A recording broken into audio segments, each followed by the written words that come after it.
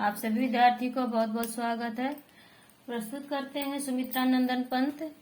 ये सभी परीक्षाओं के लिए इम्पोर्टेंट तो हैं ही, साथ ही EMRS जो एकलव्य मॉडल स्कूल जो खोले जा रहे हैं उनके लिए जो विज्ञापन PGT का आ चुका है और उसके सिलेबस में भी ये सब कवि सम्मिलित हैं। इसलिए जो भी विद्यार्थी EMRS की तैयारी मेरे साथ करना चाहते हैं वो जरूर जुड़ जाएं और ये वीडियो जरूर देखें और इसमें से जो इम्पोर्टेंट लगे वो अपने नोट्स में लिखते जाएं। इससे आपकी तैयारी और सुदृढ़ होती जाए। तो चलिए बिना देर के शुरू करते हैं। छायावाद से सुमित्रा नंदन पंत को, इनका समय 1900 से 1977 तक इनका जन्म हुआ था। सुमित्रा नंदन पंत का जन्म हुआ था 20 मई 1920 को उत्तरांचल के अल्मोड़ा जिले के कौशानी नामक ग्राम में। 20 मई 1900 में उत्तरांचल के अल्मोड़ा जिले के कौशानी ग्राम में। बचपन का नाम था गुसाई दत्त पंत, पिता का नाम था गंगा दत्त पंत और माता थी इनकी सरस्वती देवी। प्रभावित थे ये अरविंद दर्शन से। प्रिय छंद है इनका रोला। परीक्षाओं में बहुत पूछा जाता है सुमित्रा नंदन पंत का प्रिय छंद कौन था, तो रोला था। मृत्यु इनकी होती है 29 दिसंबर 1977 को इलाहाबाद में। तो जन्म 1900 में और मृत्यु दिसंबर 1977 में, तो ठीक 77 वर्ष इनकी आयु थी। अरविंद दर्शन से प्रभावित पंत प्रकृति के सुकुमार कवि कहे जाते हैं। बहुत परीक्षा में पूछा जाता है कि प्रकृति के सुकुमार कवि कौन है, तो सुमित्रा नंदन पंत हैं। पंत जी प्रधानतः संवेदनशील इंद्रिय बोध के कवि कहे जाते हैं। छायावादी कवियों में सबसे सहज और अतः तत्काल स्वीकार्य और लोकप्रिय होने वाले कवि पंत थे। पंत को संपूर्णता का कवि भी माना गया है। पल्लव की भूमिका में इन्होंने कविता को परिपूर्ण छड़ों की वाणी कहा है। तो ये कोटेशन देके पूछा जा सकता है कि ये कहाँ से उद्धृत है और किसने कहा है, तो कविता को परिपूर्ण छड़ों की वाणी माना है सुमित्रा नंदन पंत में, और ये पल्लव की भूमिका में उन्होंने लिखा है।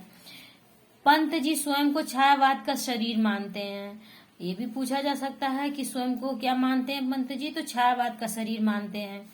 पंत ने छायावाद को कल्पना का विह्वल बाल कहा है। छायावाद को पंत जी ने क्या कहा है, तो कल्पना का विह्वल बाल कहा है। इनकी रचना पल्लव को छायावाद का घोषणा पत्र भी कहा जाता है। छायावाद का घोषणा पत्र किसे कहा जाता है, ये प्रश्न आता है, तो पल्लव को कहा जाता है। इन्हें छायावाद का काव्यात्मक कवि भी कहा जाता है। पंत जी की पहली कविता है गिरजे का घंटा, 1916 में प्रकाशित हुई थी। पहली रचना कौन सी है, पहली कविता गिरजे का घंटा 1916 में। और पंत का पहला काव्य संग्रह है वीणा, 1918 इसमें।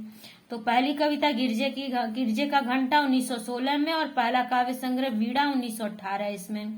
पंत कृत गुंजन 1932 को छायावादी अंतिम काव्य संग्रह माना जाता है। पंतकृत गुंजन को 1932 को छायावाद का अंतिम काव्य संग्रह, मतलब इनका अंतिम काव्य संग्रह, छायावादी अंतिम काव्य संग्रह माना जाता है। पंतकृत लोकायतन इनका अंतिम काव्य है। तो पंतकृत लोकायतन इनका अंतिम काव्य है। पहला कौन सा काव्य, पहला गिरजे का घंटा और अंतिम लोकायतन।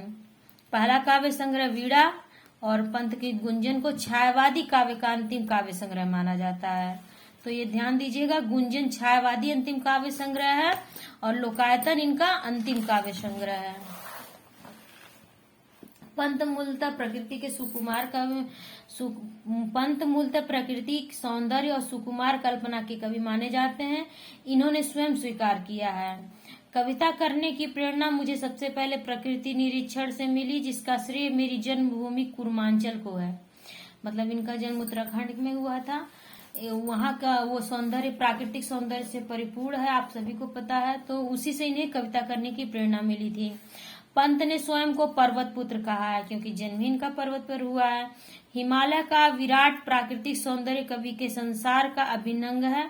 पंत ने प्रकृति का चित्रण आलंबन के रूप में किया है। पंत जी को प्रकृति का सुकुमार कवि कहा जाता है।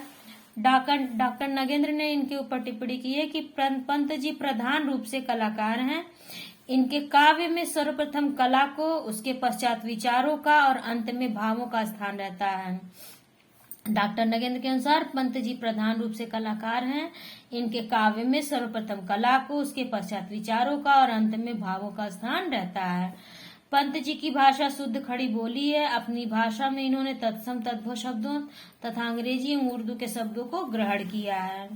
आलोचकों ने पंत की भाषा को परिपूर्ण छड़ों की भाषा स्वीकार किया है। आलोचकों ने क्या कहा है? पंत की भाषा को परिपूर्ण छड़ों की भाषा स्वीकार किया है।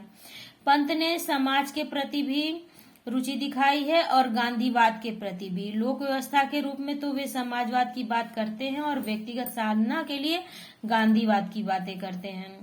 नोट देखिए, इंपॉर्टेंट पॉइंट है। पंत ने 1945 से 1959 के कालक्रम को अपने जीवन के नव मानवता का स्वप्न काल कहा है। देखिए, महत्वपूर्ण है। अपने जीवन का नव मानवता का स्वप्न काल किसे कहा है पंत ने? तो 1945 से 1959 के कालक्रम को। पंत को संवेदनशील इंद्रिय बोध का कवि कहा जाता है। इनकी काव्य कृतियां हैं। पहली कविता है गिरजे का घंटा 1916 में, ये इम्पोर्टेंट है, आप लोग नोट कर लीजिएगा। पहला काव्य संग्रह वीड़ा 1918 में। अंतिम छायावादी काव्य संग्रह गुंजन 1932 में। अंतिम काव्य लोकायतन काव्य संग्रह है इनके वीड़ा 1918 में। यह इनका पहला काव्य संग्रह है। इसमें संग्रहित कविताएं हैं प्रथम रश्मि, हृदय तंत्री के तार। इसमें वीड़ा में संग्रहित काव्य है प्रथम रश्मि और हृदय तंत्री के तार। प्रकृति से इतना अधिक संपृक्त और दूसरी ओर नेत्र उलझाता है। ग्रंथी है 1920 में। यह इनका दूसरा काव्य संग्रह है। यह इनका विरह काव्य है। इसमें असफल प्रेम की कथा का चित्रण है। प्रबंध काव्य कल्पना का विवलवाल। ठीक है, पहला काव्य संग्रह वीड़ा, दूसरा ग्रंथी 1918 1920। पल्लव आता है भी 1920 में। इसे छायावाद का घोषणा पत्र कहा जाता है। यह पंत की पहली प्रौढ़ रचना मानी जाती है। इसमें चित्रमयी भाषा, लाक्षणिक वैचित्र, अप्रस्तुत विधान इत्यादि विशेषताएं प्रचुर परिणाम में हैं। पल्लव की भूमिका में पंत ने भाषा, अलंकार, छंद, शब्द और भाव के सामरस्थ पर विचार व्यक्त किया है। इसमें संग्रहित कविताएं उच्छ्वास, आंसू, परिवर्तन, बादल, स्वप्न, मौन निमंत्रण। तो पल्लव को क्या कहता है? छायावाद का घोषणा पत्र कहा जाता है। और इसमें सम्मिलित संग्रहित कविताएं हैं उच्छ्वास, आंसू, परिवर्तन, बादल, स्वप्न, मौन निमंत्रण। नोट कर लीजिएगा आप लोग। नोट देखिए, महत्वपूर्ण पॉइंट है। स्वप्न और मौन निमंत्रण रहस्यात्मक रचनाएं हैं, जबकि परिवर्तन, बादल आदि में जगत के विषय, नाना दृश्य सामने लाया गया है। पंत की छायावादी रचनाएं हैं उच्छ्वास 1920 में, ग्रंथी 1920 में, वीड़ा 1927 में, पल्लव 1928 में और गुंजन 1932 में। तो छायावादी रचनाएं कौन सी हैं पंत की? उच्छ्वास, ग्रंथी, वीड़ा, पल्लव और गुंजन। 1920 उच्छ्वास 1920, ग्रंथी 1920, वीड़ा 1927, पल्लव 1928 और गुंजन 1932। पंत की प्रगतिवादी रचनाएं हैं युगांत 1936, युगवाड़ी 1939 और ग्राम्या 1940। पंत की प्रगतिवादी रचनाएं युगांत, युगवाड़ी और ग्राम्या। अंतश्चेतनावादी काव्य रचनाएं इनकी स्वर्ण किरण 1947, स्वर्ण धूलि 1947 और युगपद 1949। अंतश्चेतनावादी रचनाएं स्वर्ण किरण, स्वर्ण धूलि, युगपथ।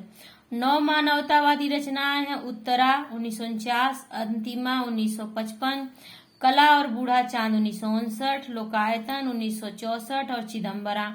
कला और बूढ़ा चांद जो इसमें से सबसे ज्यादा इम्पोर्टेंट है, किसको इस पे इन्हें पुरस्कार भी मिला हुआ है। गुंजन 1932 में। यह पंत की अंतिम छायावादी काव्य संग्रह है। गुंजन में आकर कवि प्रकृति से हटकर समाज की ओर झुकने लगता है। इसमें संकलित प्रमुख कविताएं हैं नौका विहार, एक तारा, मधु स्मृति या भावी पत्नी के प्रति मानव। मधु स्मृति या भावी पत्नी के प्रति मानव, ये एक ही रचना है। ठीक है। युगांत 1936। युगांत का कवि छायावादी भावभूमि से आगे बढ़ गया है, अर्थात ये छायावाद के अंत की कविता है। यहाँ से नए युग का आरंभ होता है प्रगतिवाद का, अर्थात यहाँ से प्रगतिवाद का आरंभ होता है और छायावाद का अंत होता है। इस काव्य संग्रह पर मानवतावाद, वेदांत दर्शन, विवेकानंद, रविंद्र व गांधी जी का प्रभाव है। कविता है बापू के प्रति। युगवाड़ी है युगवाड़ी 1939 में, इसमें इसे गद्य गीत कहा जाता है। यह एक यथार्थ परक रचना है। इस रचना से ही पंत जी के काव्य यात्रा में प्रगति युग का आरंभ हो जाता है। यहाँ कवि शोषण विहीन एवं वर्ग विहीन समाज की स्थापना के लिए आकांक्षी है। युगवाड़ी पर मार्क्स व गांधी का प्रभाव है।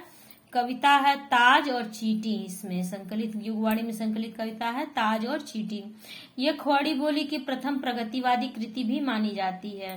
खड़ी बोली की प्रथम प्रगतिवादी कृति मानी जाती है युगवाड़ी।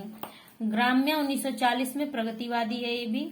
इसमें गांव की स्थिति का अत्यंत करुण चित्रण है। इस कृति से प्रगतिवाद का अंत माना जाता है। युगवाड़ी से प्रगतिवाद का प्रारंभ और ग्राम्य से प्रगतिवाद का अंत माना जाता है। इसमें ग्राम गीतों का संकलन है।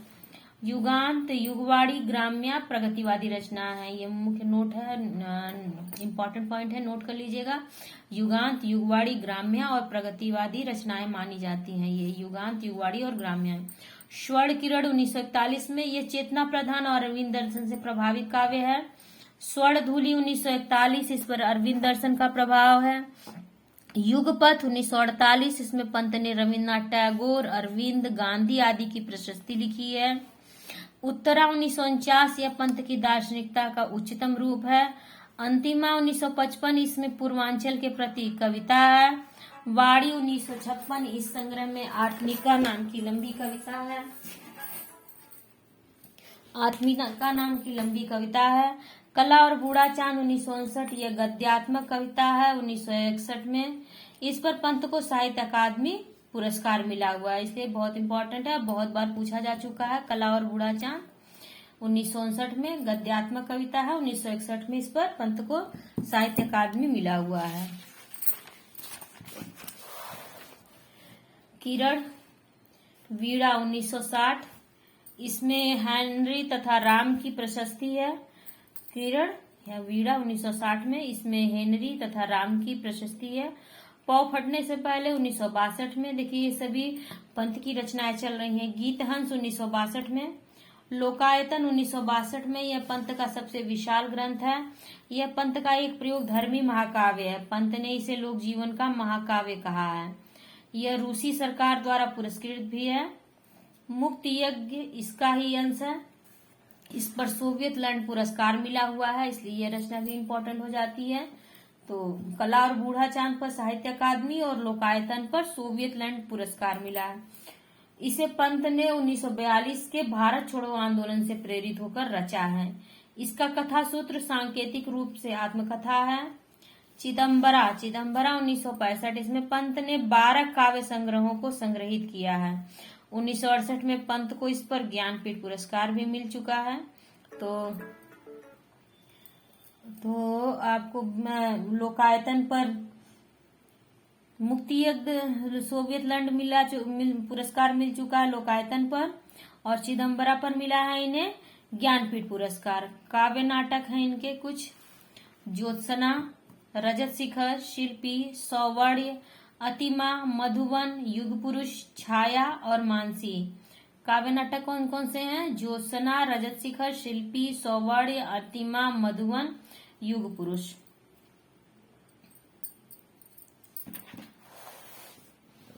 छाया और मानसी। और इनकी प्रमुख कविताएं देख लीजिए, बहुत इम्पोर्टेंट है ये सभी, आप लोग नोट डाउन कर लीजिएगा। चाहे तो देखिए इसका स्क्रीनशॉट भी ले सकते हैं आप। ठीक है, चलिए वीडियो पॉज करके भी आप लोग स्क्रीनशॉट ले लीजिएगा।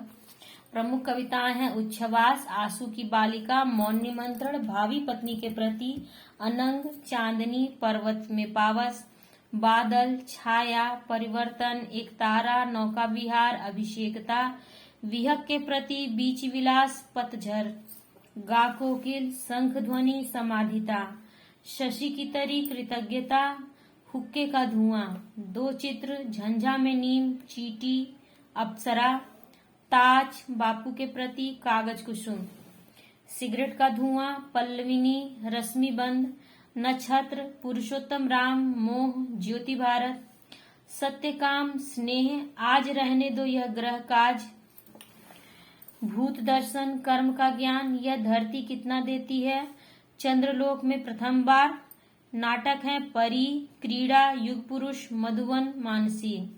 निबंध है गद्यपद। उपन्यास है इनका लिखा हुआ हार 1960 में। देखिए इम्पोर्टेंट है। कहानी संग्रह है, 5 कहानियां इन्होंने लिखी है। आत्मकथा है 60 वर्ष एक रेखांकन 1960 में इनकी आत्मकथा है। अब देखते हैं महत्वपूर्ण कुछ नोट्स जो कि पंत पर लिखे गए ग्रंथ है। तो पंत पर जिन्होंने लिखे हैं ग्रंथ, सुमित्रानंदन पंत शीर्षक से लिखा डॉक्टर नागेंद्र ने। कवि सुमित्रानंदन पंत, नंदुलारे वाजपेयी। तो सुमित्रानंदन पंत सिर्फ नाम है डॉक्टर नागेंद्र का, कवि सुमित्रानंदन पंत नंदुलारे वाजपेयी ने लिखा है। कवियों में संत सुमित्रानंदन पंत, ये इस शीर्षक से लिखा डॉक्टर बच्चन ने। कवियों में संत सुमित्रानंदन पंत डॉक्टर बच्चन। पंत काव्य के प्रेरणा स्रोत ओम प्रकाश वर्मा ने लिखा। सुमित्रानंदन पंत काव्य कला और जीवन दर्शन सर चिरानी गुर्टू ने लिखा है इस शीर्षक से। प्रमुख पंक्तियां देख लेते हैं कुछ इनके, क्योंकि परीक्षाओं में ये पंक्तियां दे करके पूछ ली जाती हैं या कभी कभी मिलान वाले प्रश्नों में रख दी जाती हैं पंक्तियां, और एक साइड में लेखकों के नाम लिख दिए जाते हैं। तो चलिए जो भी इम्पोर्टेंट है देखते चलते हैं। प्रमुख पंक्तियां, तुम वहन कर सको जनमन में मेरे विचार, वाणी मेरी चाहिए तुम्हें क्या अलंकार। देखिए जिसे विस्तृत अध्ययन करना है, सीरियस होकर पढ़ाई करनी है, उसे पूरी वीडियो देखनी चाहिए और ये सारी पंक्तियां भी अपने ध्यान में रखनी चाहिए। या तो आप इसे नोट भी कर सकते हैं, चाहो तो आप इसे सुन सकते हैं, सिर्फ सुन सकते हैं। अगर आपको लगता है केवल सुनने से आपको दिमाग में रहेगा तो आप केवल सुन सकते हैं, और चाहे तो अपने नोट बुक में से लिख सकते हैं। और ये सब पूरा सार है, कई बुक से लिखा हुआ ये सब है। ये न समझे सिर्फ एक किसी किताब से लिखा हो, किसी कॉम्पिटिटिव बुक से लिखा हुआ है। तो ये परीक्षा की दृष्टि से बहुत ही महत्वपूर्ण है। मैं पढ़ाते समय बात नहीं करना चाहती हूँ, लेकिन कुछ जरूरी हो जाता है कि आप लोग जाने कि इसकी इम्पोर्टेंस कितनी है, इसलिए इतना बोल दिया। नहीं तो मैं पढ़ाते समय अन्यथा कोई बात नहीं करती हूँ। तुम वहन कर सको जनमन में मेरे विचार, वाणी मेरी चाहिए तुम्हें क्या अलंकार। छोड़ द्रुमों की मृदु छाया, तोड़ प्रकृति से भी माया, बाले तेरे बाल जाल में कैसे उलझा दूं लोचन। तो देखिए ये तो कई बार पूछा जा चुका है परीक्षाओं में। उषा का था उर्मे आवास, आंसू की बालिका से है ये। उषा का था उर्मे आवास, सुरभि पीड़ित मधुओं के बाल, तड़प बन जाते हैं गुंजार, मौन निमंत्रण से है ये। सुरभि पीड़ित मधुपों के बाल, तड़प बन जाते हैं गुंजार, मौन निमंत्रण से। विधुर उर के मृदु भावों से तुम्हारा कल नित नव श्रृंगार, विधुर उर के मृदु भावों से तुम्हारा कल नित नव श्रृंगार, पूजता हूँ मैं तुम्हें कुमारी, मूंद दुहरे दृग द्वार, उच्छ्वास से है ये। वियोगी होगा पहला कवि, आह से उपजा होगा गान, निकल कर आंखों से चुपचाप बही होगी कविता अनजान। देखिए ये बहुत बार पूछा गया है, वियोगी होगा पहला कवि। ये उदाहरण दिया जाता है कि कविता का जन्म कैसे होता है हृदय में, तो उसी का ये उत्तर है। और पंत जी की एक पंक्तियां हैं, वियोगी होगा पहला कवि, आह से उपजा होगा गान, निकल कर आंखों से चुपचाप बही होगी कविता अनजान। तुम देवी आह कितनी उदार, वह मातृमूर्ति निर्विकार, अभी तो मुकुट बंधा था माथ, हुए कल ही हल्दी के हाथ, खुले भी न थे लाल के बोल लाज के बोल, खिले भी चुंबन शून्य कपोल। प्रथम रश्मि का आना, रंगड़ी तूने कैसे पहचाना, कहाँ कहाँ है बाल विहंगनी, पाया तूने यह गाना। धूल की ढेरी में छिपे हैं मेरे मधुमय गान, मृदुल होठों का हिम जलहास, उड़ा जाता निश्वास समीर, सुख दुख के मधुर मिलन के वह जीवन हो परिपूर्ण। यह सौ सौ का सरल हास है, सहसा उर से है आ जाता, यह उषा का नव विकास है, जो रज को है रजत बनाता। जग जीवन में जो चिर महान सौंदर्यपूर्ण और सत्य प्राण, मैं उसका प्रेमी बनूं नाथ, जिसमें मानव हित हो सामान। देखिए आपने इसे कहीं ना कहीं आपने सिलेबस में पढ़ा होगा और ये परीक्षाओं में भी बहुत बार पूछा गया है। हाय मृत्यु का कैसा पार्थिव पूजन, ये ताजमहल के संदर्भ में इन्होंने लिखा है। हाय मृत्यु का ऐसा पार्थिव पूजन, ये देखिए, द्रुत झरो जगत के जीर्ण पत्र, हे त्रस्त ध्वस्त हे शुष्क शीर्ण, हिमताप पीत मधुवात भीत, तुम बीत राग जड़ पूरा चीन। खुल गए छंद के बंद प्रास के रजत पास, राजनीति का प्रश्न नहीं रे आज, जगत के सम्मुख एक बृहत सांस्कृतिक समस्या जग के निकट उपस्थित। प्रिय आनंद छंद तुम मेरे आत्मा के स्वर कृतज्ञता से, गिरा हो जाती है सनयन, नयन रहते नीरव भाषण स्नेह से है, पल पल परिवर्तित प्रकृति वंश। मेरा मधुकर सा जीवन कठिन कर्म है, कोमल है मन, गा कोकिल बरसा पावक कण नष्ट भ्रष्ट हो जीर्ण पुरातन। मनुष्य का तत्व सिखाता निश्चय हमको गांधीवाद, सामूहिक जीवन विकास की साम्य योजना है विवाद। जो मेरे सपनों के तुम, जो सोए सपनों के तम में वे जागेंगे, यह सत्य बात।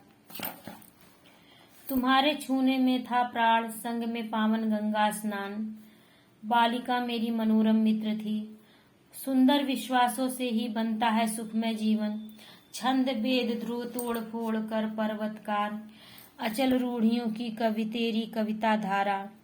योनि नहीं है रे नारी वह भी मानवी प्रतिष्ठित, उसे पूर्ण स्वाधीन करो वह रहे न नर पर आश्रित।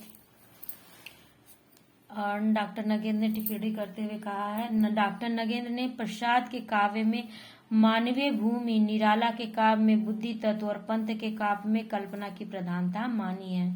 तो महत्वपूर्ण पॉइंट है, डॉक्टर नगेंद्र ने क्या कहा है। डॉक्टर नगेंद्र ने प्रसाद के काव्य में मानवीय भूमि, निराला के काव्य में बुद्धि तत्व और पंत के काव्य में कल्पना की प्रधानता। प्रसाद में मानवीय भूमि, निराला में बुद्धि तत्व और पंत में कल्पना की प्रधानता मानी है। आप लोगों को वीडियो कैसी लगी जरूर बताइएगा कमेंट सेक्शन में, और लाइक जरूर कर दिया कीजिए। जो लोग पहली बार चैनल पर आ रहे हैं सब्सक्राइब कर लीजिए, और अब रेगुलर बेसिस पे आपको वीडियो मिलती रहेगी। मेरे साथ जुड़ने के लिए आप सभी का बहुत बहुत धन्यवाद। कोई प्रश्न हो तो जरूर कमेंट सेक्शन में पूछिएगा, और टेलीग्राम चैनल से जुड़ जाइए, वहाँ भी आपको सभी नोटिफिकेशन, सारी वीडियो की लिंक्स और बहुत सारी वहाँ पाठन सामग्रियाँ मिलती रहती हैं। बहुत बहुत धन्यवाद।